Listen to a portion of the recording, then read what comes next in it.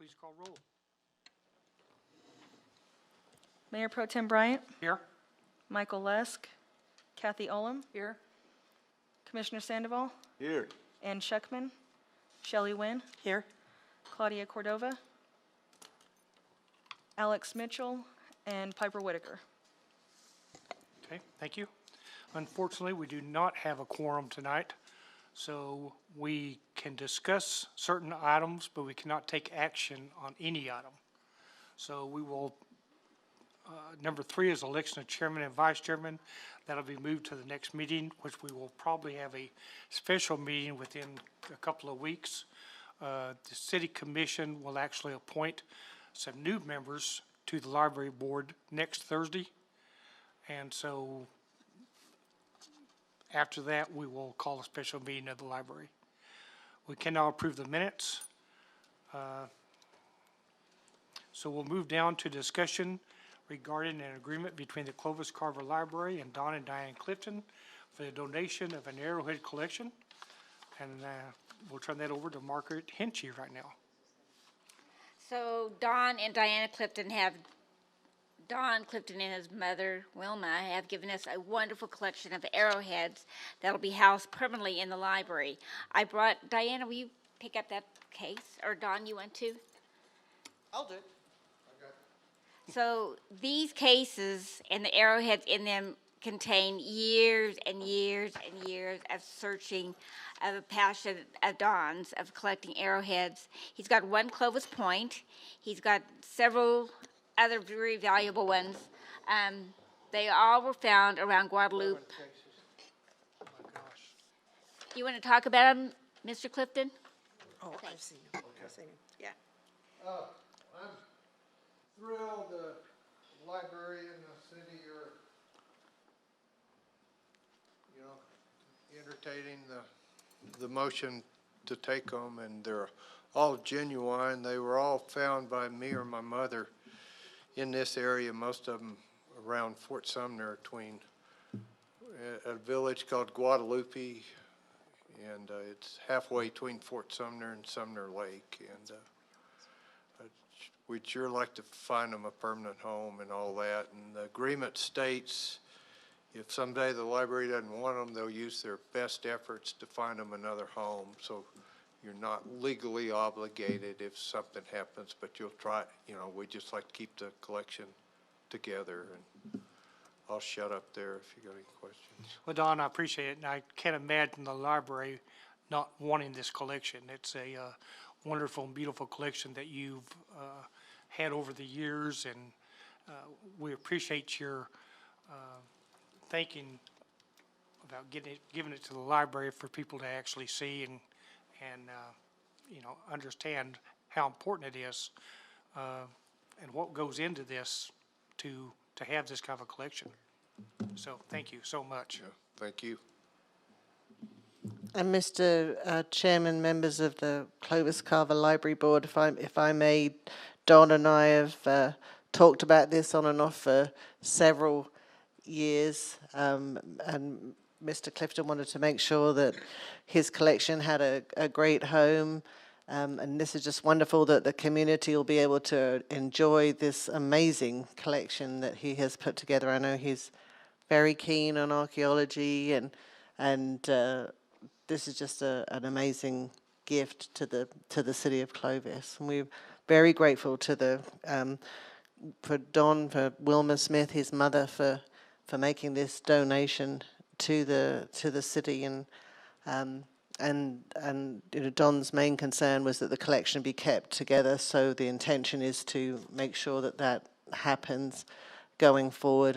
If for some reason, I can't imagine what the reason would be, we were not able to have it within the city, maybe by that time we would have a museum and the collection could be displayed there if that's what happened at some point in the distant future. But certainly for now and going forward, to secure the collection in these lovely cabinets that we've got to look after them in the southwest room, which is very appropriate in the library to have them. It's wonderful. So thank you. And assuming this happens, probably in a few years, I have a bunch of petrified logs and metates, those are the big rocks Indians ground corn in, and my plan is to give those to the zoo in that area by their running water. That's So great. thank you. Great, Thank thank you. you. Okay, as we said before, we cannot take any action on this. What we can do is send this straight to the city commission for their approval, for the agreement to be approved, and kind of bypass the library board. Yeah, So if that's, is everybody in agreement with that? yes. Okay with that? Okay, that's what we'll do on that. Okay, any other comments about the collection? Okay, thanks again. Okay, we'll move down to the librarian's report with Margaret Genchi. This year, we were able to fund 2 more memorial scholarship, one in Chrissy Carter's name and one again in Wanda Walter's name. The 2 recipients are Danielle Griego and Michaela Snyder. Both these young women showed everything that they could to exemplify what a young student should be. They're both polished. They're both one's going to one's going to Texas Tech and one's going to Eastern New Mexico. Danielle is going to be at Eastern and will study communicative disorders. Michaela is going to Tech and will study medicine. We had about 15 applicants for each of the scholarships. They were outstanding in everything they do. Michaela is a gymnast and even went to the national finalist for trampolining. Yeah, they were both darling little girls. This is the 3rd year we've given these awards. This is the first time both recipients came from Clovis schools. The first year they both came from Grady. Last year both came from Texaco. This year they came from Clovis schools. There's enough left in the scholarship fund to fund 2 more scholarships at $1,500 each, and then that scholarship money will be gone for the memorial scholarships. Summer reading program. Thank goodness we're having a summer reading program. We've had lots and lots of activities this summer, including a visit from the zoo in which we had to turn people away. We had Andy Mason. We have movie Mondays. We have 2 movies every Monday. We have a Wednesday movie night for families. We're doing sidewalk chalk. We're doing story times. We're doing crafting. It's nice to see people in our library again. Something that I wanted to point out was that when you look over the past year and the COVID situation and the numbers and the reality or the unreality of it, you have to take a step back and think, my gosh, what have we been through?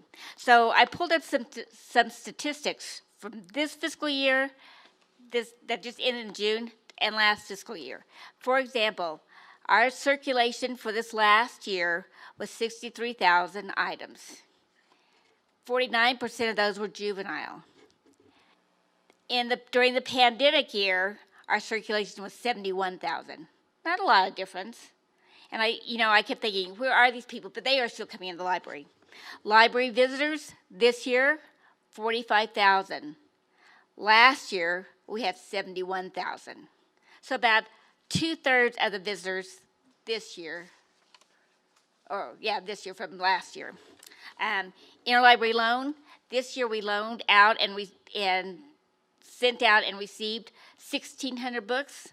Last year, we sent out and received 960 books. So the statistics show that even though the pandemic was real and even though we all struggled, our library was still functioning well with lots of good numbers. Not the numbers that I want to see, but lots of good numbers.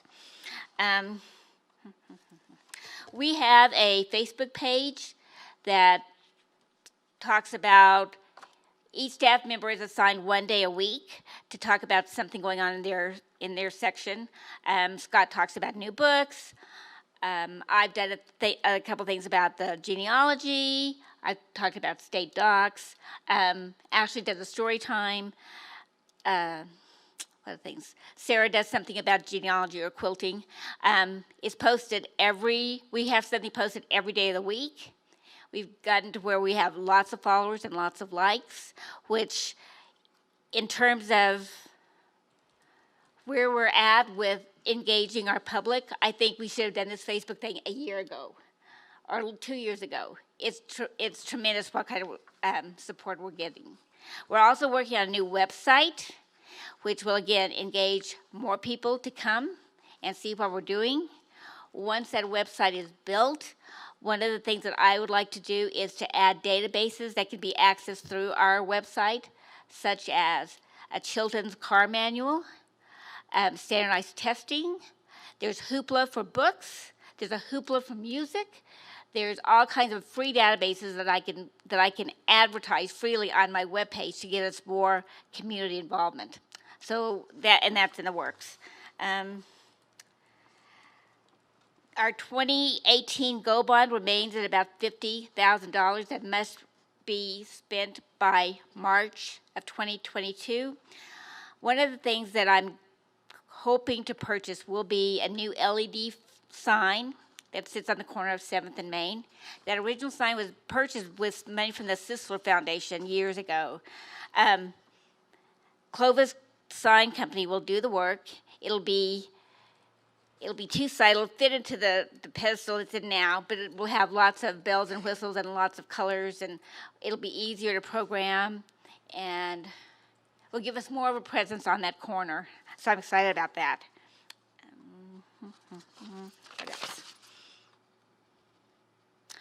So every year at the end of the fiscal year, we have to produce a state report that goes to the New Mexico State Library. This report is statistical in nature and covers everything from expenditures to collection to staffing to bonds to wages and salaries and everything. One of the big things that we're going to be doing in 2022, and I know this is early, I'm just telling you what's happening, is we will have to rewrite our collection development plan, our strategic plan, and our community assessment. All three of those documents combined give the state library enough information to tell them who we are and what we do best. So I'm looking forward to those. I only have one interesting reference question. Oh, actually two. A patron called asking if there is a listing of licensed magicians in Curry County. Anyone? Anyone? No, there's not. Another person requested information on the history of the Hotel Clovis. And, I mean, I could go on and talk about our state report. I could talk a little bit more about our statistics. I'm open for questions if you have anything to ask of me. Okay, does anybody have any questions for Margaret? No, I guess you did such a good job. Nobody has any questions. Yeah. Okay, we'll move for the good of the order. Does anybody have anything else they'd like to discuss? I only have one thing. I want to take just a second to thank Diane Thompson for her years of service on this board. She's not leaving the library. She's working for the library now. So congratulations on your employment. Thank you. That's great. I'm loving it so far. Good. She keeps me in line. Good. Thank you. Okay, date and time of next meeting. Let's see, the city commission will meet on August the 5th. Is that correct? Yeah, okay. On August the 5th. So we will take the agreement to the city commission for approval. And then we will, after that, decide on a date Yeah. for the library board meeting and email the information out to everyone. Okay? And with that, we are adjourned.